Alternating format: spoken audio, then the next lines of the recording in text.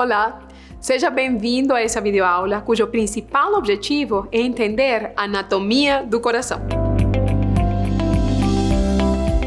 Já o Assis Leite disse uma vez: quem consertará uma máquina ignorando o artifício pelo qual ela é feita? A anatomia do coração permitirá entender tridimensionalmente as estruturas que iremos interpretar em ecocardiografia através de imagens bidimensionais. O coração se localiza no mediastino médio e sua forma pode ser comparada com a de uma pirâmide triangular. Podemos distinguir então uma base, ocupada pelos átrios e grandes vasos, e o ápice, que em corações normais estará ocupado pelo ventrículo esquerdo.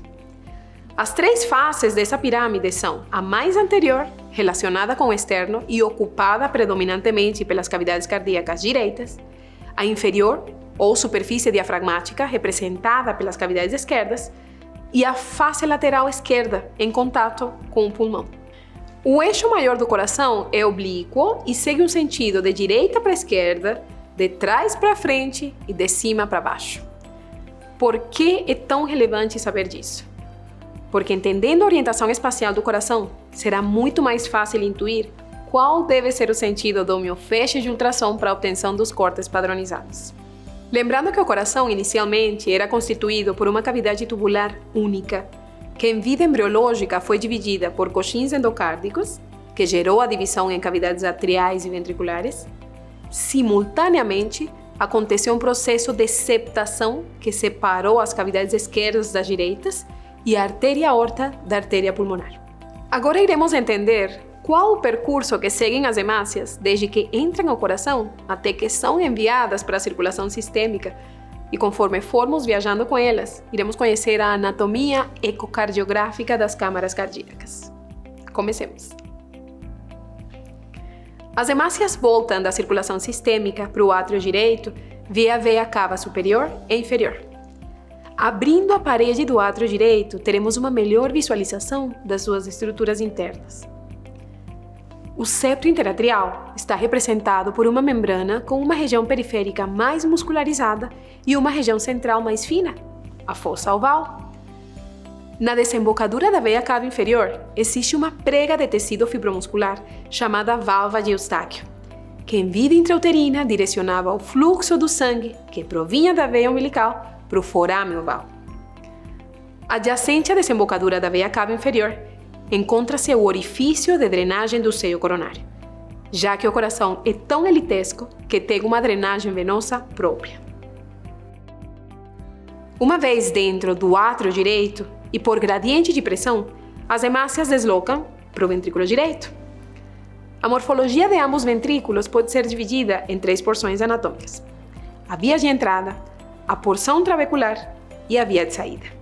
O ventrículo direito pode ser comparado com uma cavidade que, na prática, é envolvida em torno do ventrículo esquerdo. Sua via de entrada compreende a válvula tricúspide. Na extremidade apical da cavidade, identificamos uma banda muscular ou banda moderadora que se une próxima à base do músculo papilar anterior. A trabécula do ventrículo direito é tipicamente aumentada e sua parede é menos espessa, porque o ventrículo direito está relacionado com a circulação pulmonar, que tem baixa resistência e alta complacência.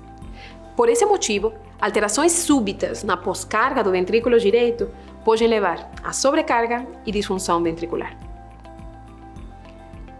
A via de saída consiste numa estrutura muscular circunferencial bem delimitada que suporta a válvula e o tronco pulmonar e que constituem as estruturas cardíacas mais anteriores. O tronco pulmonar origina o sistema arterial pulmonar e, tipicamente, a artéria pulmonar direita passa por baixo do arco aórtico. Após a passagem pelo pulmão, o sangue está pronto para voltar ao coração esquerdo e buscar a circulação sistêmica. Em condições normais, as 4 veias pulmonares desembocam no átrio esquerdo. Por esse motivo, devemos incluir esse fluxo dentro do padrão esperado.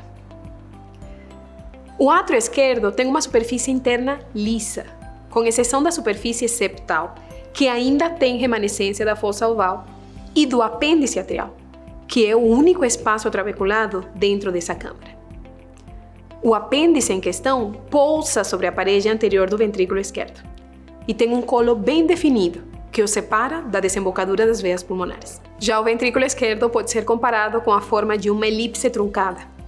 Sua parede tem uma maior espessura quando comparada com a parede do ventrículo direito, que o ajuda a trabalhar com altas pressões da circulação sistêmica. A estrutura do VE também pode ser dividida em 3 porções anatômicas.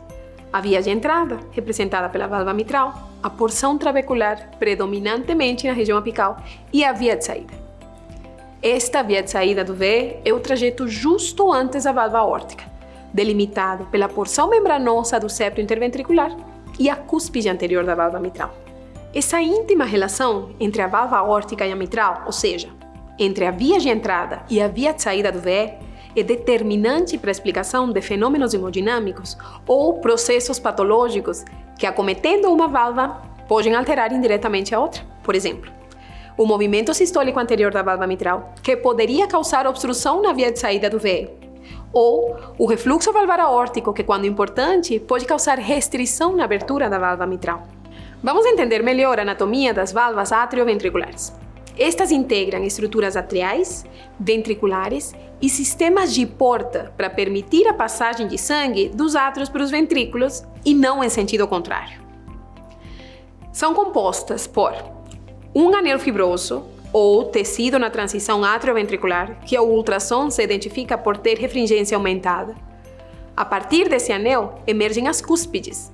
Lembra que são cúspides e não folhetos, formadas por tecido conjuntivo fino com borda livre que abre em direção ao ventrículo na diástole e fecha no plano do anel durante a sístole. As cordas tendíneas ou cordoáleas, que estão compostas por tecido fibroelástico que conecta as cúspides com os músculos papilares e evita que estas se desloquem para o átrio durante a sístole. E os músculos papilares, cuja contração tensa essas cordoáleas. Temos 2 válvulas atrioventriculares, a válvula mitral e a válvula tricúspide. A válvula mitral tem 2 cúspides, uma anterior e uma posterior. A cúspide posterior está dividida por umas incisuras anatômicas em 3 segmentos. P1, ou segmento mais lateral, P2, que seria o segmento mais central, e P3, o segmento mais medial. E a cúspide anterior também é subdividida em 3, apenas para melhorar a localização anatômica de defeitos bem específicos. Os pontos sobre o anel valvar onde se encontram as cúspides são chamados de comissuras e estão localizadas medial e lateralmente. Observe que isto é equivalente ao arranjo dos músculos papilares, de forma que as cordoalhas dos segmentos mais laterais de ambas as cúspides se inserem ao músculo papilar anterolateral e as cordoalhas dos segmentos mais mediais ligam-se ao músculo papilar posteromedial. O anel da válvula mitral tem forma elíptica e não é totalmente plano. Pelo contrário, alguns autores comparam esse com uma forma de batata chip, uma elipse cujas bordas se encontram desniveladas. Lembrar deste conceito é fundamental na compreensão do prolapso valvar. A cúspide mitral anterior tem maior superfície, porém ocupa 1/3 do perímetro do anel.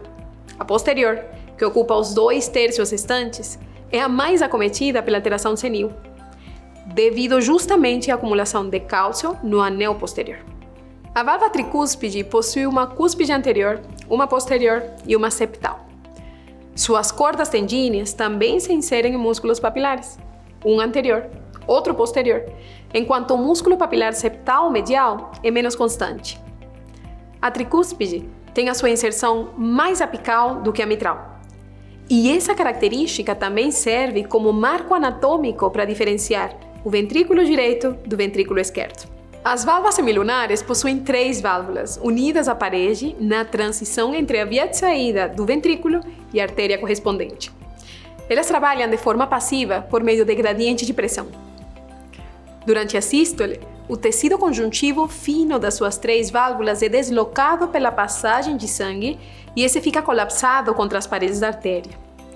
Durante a diástole, o ventrículo faz cair a sua pressão, fazendo com que naturalmente o sangue tenha tendência para voltar.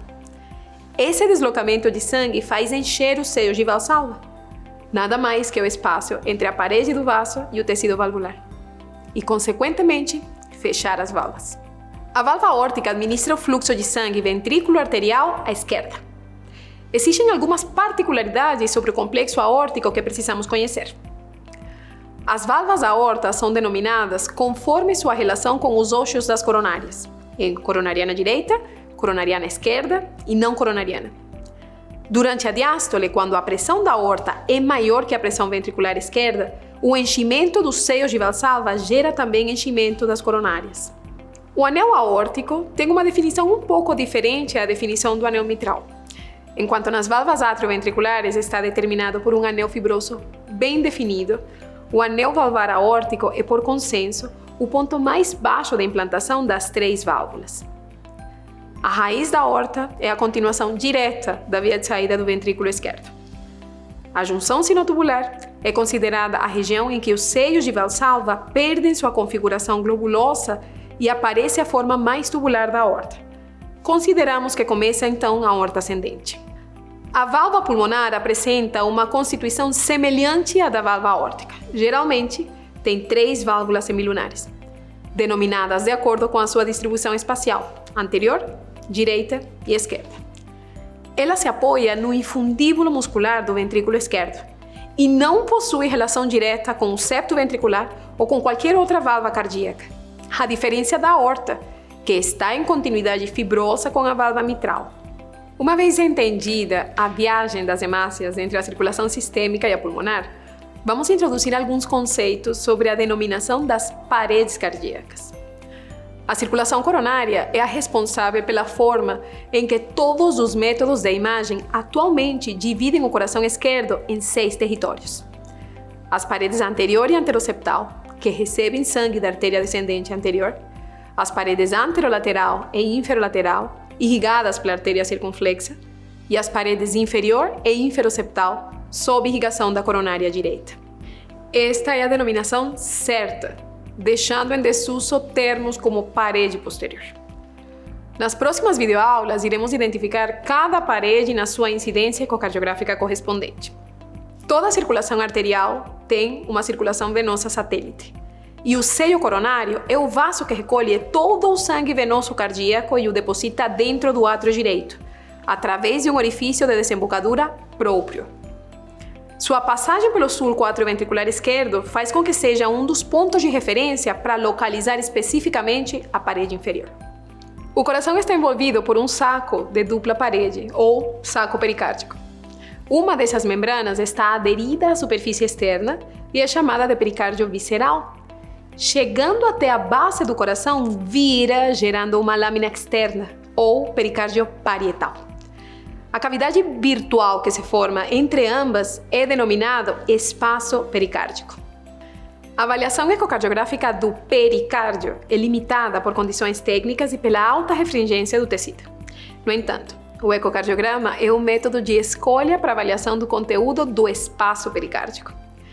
E assim finalizamos a videoaula sobre conceitos anatômicos. Nas próximas, iremos entrar na visão dessa anatomia desde os cortes ecocardiográficos padronizados. Até breve!